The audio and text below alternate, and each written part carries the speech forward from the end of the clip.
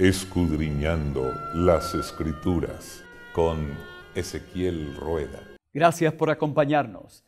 Estamos iniciando una serie de programas muy especiales bajo el título Escudriñando las Escrituras. Será un recorrido por esos temas que nos deleitan, esos temas que nos llenan de esperanza y también esos temas que a veces crean controversia. Tener la oportunidad de contar con invitados, conocedores de la Sagrada Escritura, que van a estar con nosotros cada semana, será todo un privilegio. Hoy tenemos con nosotros al pastor José Manuel Martínez. Pastor José Manuel, bienvenido. Gracias por estar con nosotros en el primer programa de esta serie. Bien hallados, para mí es un privilegio y todo un honor poder estar con ustedes. Y pastor, llega usted para hablar de un tema que despierta todo nuestro interés, el tema de Cristo y la ley. Y ahora que estamos en ese tema, hemos encontrado que la Biblia es bastante amplia, es inagotable lo que hay en ella, pero a veces quedan cosas que necesitamos conocer un poco más a fondo. Por ejemplo, esta semana queremos abordar el tema de Cristo y la ley y su pueblo, el remanente. Y la gente pregunta, bueno, ¿cómo poder entender mejor que la palabra de Dios nos indica que siempre Dios ha dirigido a su pueblo, a su iglesia, a sus fieles de la misma manera, que Él no ha cambiado? Porque en el mundo cristiano de tantas controversias, a veces las personas dicen, bueno, el Dios de la antigüedad tenía este plan, pero el Dios ahora del Nuevo Testamento es diferente. Pero qué bueno el tema de esta semana, Pastor Martínez, porque nos va a ayudar muchísimo a entender la iglesia de Cristo y la ley. Apocalipsis 14:12 nos dice, aquí está la paciencia de los santos, los que guardan los mandamientos de Dios y tienen el testimonio de Jesucristo. Aquí podríamos ver en esencia lo que viene a describirnos la Iglesia de Cristo y su ley. Por una parte, estamos hablando de paciencia, es decir, un pueblo que está vinculado a guardar los mandamientos de Dios, pero que tiene el testimonio de Jesucristo. Si nosotros nos vamos al Edén y vemos la trayectoria de la fe de la humanidad, nos encontramos con que, igual que una carrera de relevos, vemos que una carrera de relevos tiene 4 corredores, esos 4 corredores, cada uno de ellos recorre un tramo idéntico que el otro, pero sin embargo, aunque sea la misma distancia, la ubicación es diferente. Y nos encontramos con un Adán y Eva que recorren un primer tramo, que tienen que vivir una aventura de fe, un segundo tramo que vendría recorrido por Noé, que le cede el testigo a Abraham, Abraham que le cedería el testigo a Moisés, Moisés que terminaría cediéndole el testigo a la iglesia primitiva que lo deja en la Reforma en el siglo XVI y que nosotros ahora tomamos ese testigo que culmina con este texto que hemos analizado de Apocalipsis 14:12, donde vemos que efectivamente hay una vinculación de paciencia, una vinculación de obediencia y una vinculación de testimonio. O sea, Pastor Martínez, estaríamos diciendo que Dios siempre ha llamado a personas a reflejar su voluntad, manifestando confianza, manifestando amor y obediencia, siempre. Es decir, no ha habido una interrupción, que digamos, allá era así y ahora es acá, de esta manera, no. En efecto, vemos que siempre hay un remanente que obedece, pero que no es escogido por su obediencia, sino a pesar de su condición. Da la sensación como que Dios escoge arbitrariamente, aunque no lo es, pero nos encontramos, por ejemplo, con un Abraham. Abraham, ¿qué rasgos de justicia tenía? Quizás en el caso de Noé sí que nos aparece cierto rasgo de justicia en contraste con una sociedad que está en un pecado terrible. No ha habido una estructura social más pecaminosa que la estructura social de los antediluvianos, y ahí Noé halla gracia ante Dios. Luego nos encontramos con un Abraham, pero un Abraham que es escogido ciudadano de Ur, normal, corriente, al que Dios le hace una promesa, que espera la promesa pacientemente, siguiendo un poco con el texto de Apocalipsis 14, que espera pacientemente la promesa durante 25 años, que no le cumple Dios aparentemente la promesa en ese tiempo, pero que en todo el tiempo de espera Abraham va creciendo espiritualmente hasta llegar a ser llamado amigo de Dios, precisamente porque termina siendo obediente a Dios. Es decir, aunque el hombre de partida comienza siendo desobediente, la vinculación a la gracia de Dios va transformándole hasta llegar a ser obediente al extremo de quedar en el cuadro de honor de Hebreos 11, un Abraham que en principio por méritos personales no lo hubiera podido lograr. Pastor Martínez, me llama mucho la atención lo que usted acaba de decir, me llena de esperanza. No hay mérito al llamar a Abraham, tampoco a ninguno de los demás personajes. Me imagino que con el pueblo de Israel tampoco. Tema de la gracia, qué importante es eso, por pura gracia. Sí, nos encontramos que el único, por seguir un poco el ejemplo de esta carrera de relevos, el único que es capaz de llegar a la meta es Cristo. Solamente. Únicamente. El apóstol Pablo en la epístola a los Romanos nos dice, por cuanto todos pecaron y están destituidos de la gloria de Dios. Por lo tanto, por méritos propios de guardar la ley, de cumplir con la ley, nosotros no podríamos llegar. Ahora bien, nos encontramos con algo muy curioso, muy interesante, y es que a pesar de que ninguno hemos podido cumplir con la justicia de la ley, nos presenta Apocalipsis 14:12 que aquí está la paciencia de los santos, los que guardan los mandamientos de Dios. Es decir, la gracia divina, que es un regalo, que nos es concedida no por los méritos que nosotros hayamos hecho, sino por el precio pagado por Cristo en la cruz, termina provocando que la obediencia sea la consecuencia de haber entendido la gracia y nunca la condición para obtenerla. O sea, Pastor Martínez, no podemos decir tampoco que ahora estamos bajo la gracia, por lo tanto no hay que obedecerla, sino trato de entender que Dios nos está indicando que ante ese desafío de vivir a la altura de sus principios, nos ha dado un don inmerecido, la gracia, para que sea posible lo que humanamente no es posible, Pastor. Efectivamente. Es decir, que cuando yo acepto el regalo, cuando yo acepto el perdón, y ese perdón lo vinculo con el resto de los hermanos que creen como yo, tenemos un dato muy interesante. El contraste de los hijos de Noé, los camitas, Nimrod, el más poderoso de la tierra, llega, convence a los demás, nos tenemos que desvincular de este Dios, vamos a construir un zigurat, vamos a tratar de tener una visión desde otra óptica diferente para ver si existe una alternativa al Dios creador. Eso termina generando confusión porque Dios confunde las lenguas de estos hombres y en el valle de Sinar nombra a aquel intento de los hombres Babilonia.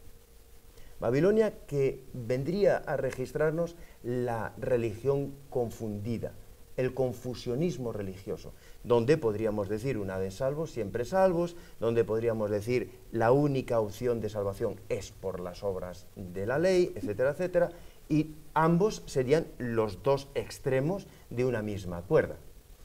Lo que nos viene a centrar la gracia es que cuando yo comprendo el principio de la gracia, automáticamente se produce en mi interior algo maravilloso, y es que ya no soy yo el que vive, es Cristo el que vive en mí, y ahora cuando es Cristo el que vive en mí, instala en mí la voluntad de obedecer, como una consecuencia natural de haber comprendido el regalo de la gracia. Lo vemos muy bien en el contraste Caín y Abel.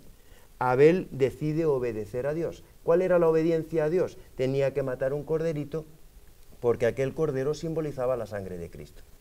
Caín, por contrapartida, lleva los frutos de la tierra. Y aquí hay una simbología muy interesante, porque Caín lo que lleva son los frutos de la tierra. Cuando yo me presento delante de Dios con los frutos humanos, con mi esfuerzo personal, diciendo, aquí estoy yo con todos mis méritos, automáticamente estoy perdido y estoy en el confusionismo babilónico. Pastor, interesante, perdón, le interrumpo, pero hoy se repite lo mismo. Uno puede pensar de pronto que ahí lo que trajo no fue lo mejor de la tierra, pero yo entiendo que él trajo lo mejor, pero no era lo que Dios pedía. Exacto. Esta es la cuestión, pastor. Porque el ser humano a veces le cambia a Dios el plan y le dice, este es tu plan, pero aquí está el mío. Y entonces, bien, me parece muy bien lo que tú Es me nuestro pides. problema. Ahí está. Está muy bien que tú me pidas que yo guarde el sábado, por poner ejemplo, pero yo voy a guardarte el domingo. Te voy a ser fiel igual, pero te lo voy a... Y hasta mejor, dicen algunos. Claro, te voy a ofrecer mi fidelidad desde mi perspectiva, porque qué cosa más maravillosa, Señor. Si tú resucitaste el domingo, habrá algo más maravilloso que conmemorar el día de tu resurrección en vez del día que tú designaste por creación como día de descanso. ¿Qué más nos da? Ahora yo te estoy ofreciendo mi sacrificio. Pero eso finalmente es confusionismo babilónico.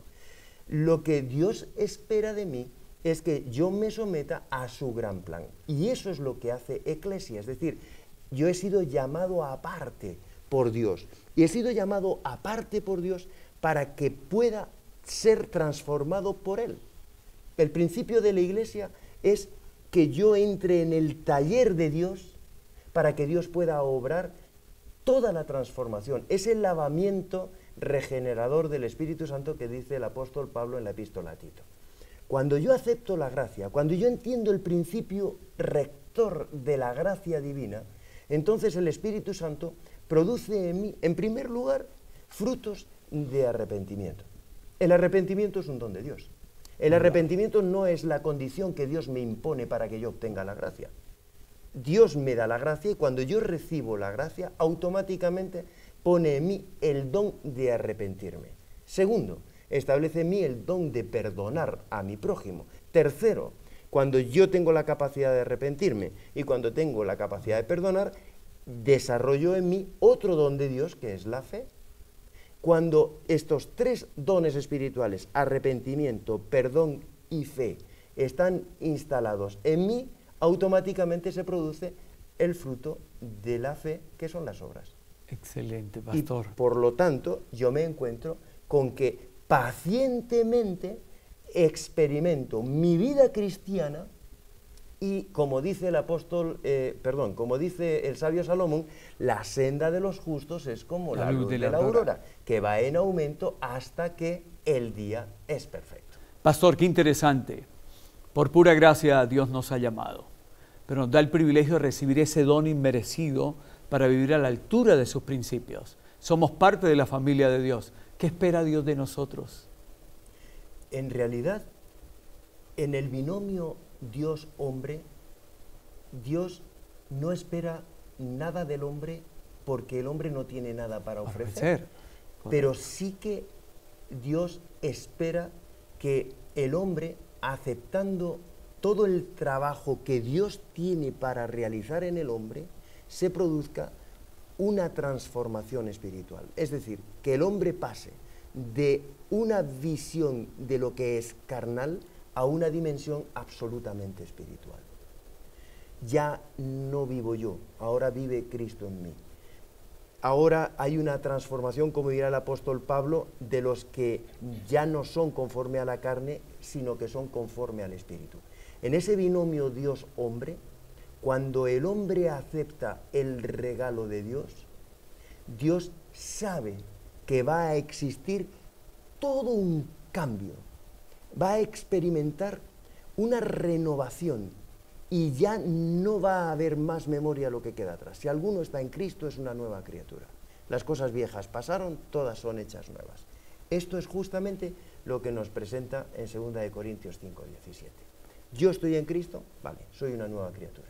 La iglesia de Dios está en Cristo, es una nueva iglesia. Es una nación santa, un real sacerdocio, un pueblo apartado por Dios para que hagamos dos cosas. Primero, vivamos una vida de santidad, no como condición, sino como resultado de estar en Cristo. Dos, que hagamos discípulos a otras naciones porque estemos llenos de ese mensaje. Volviendo al texto de Apocalipsis 14:12.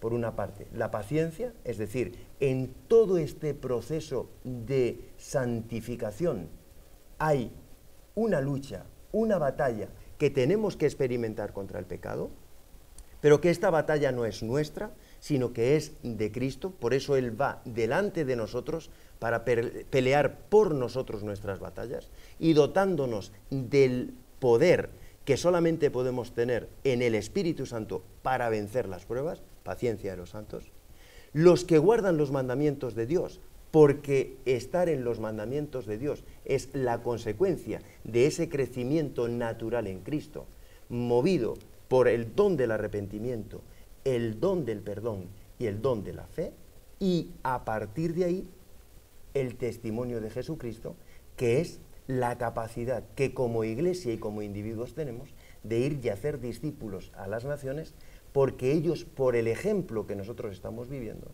son capaces de ser transformados, porque ahora nosotros reflejamos el carácter de Cristo en nuestra vida personal. Pastor, y estamos notando entonces que Dios en todo tiempo ha llamado a un pueblo para reflejar su voluntad, en esa participación, en tener confianza en Él, en el amor, en la obediencia, en tantas cosas. No podemos nada dar al Señor. Yo le preguntaba si había algo que ofrecer, pero yo pienso que sí tenemos que hacer algo para que otros conozcan de la gracia, sepan que es posible vivir a la altura de la voluntad de Dios y además formar parte de ese pueblo que Apocalipsis dice, aquí está la paciencia de los santos, aquí están los que guardan los mandamientos. Sí, es el fruto natural de una vida fundida en Cristo. El cristiano no tiene que estar preocupado por qué aportar, sino disfrutar de lo que está experimentando y que por lo tanto aporta no por un esfuerzo personal, sino precisamente como el resultado natural. Es la preciosa experiencia del cristiano. La paciencia no viene a ser un sacrificio, sino precisamente un gozo.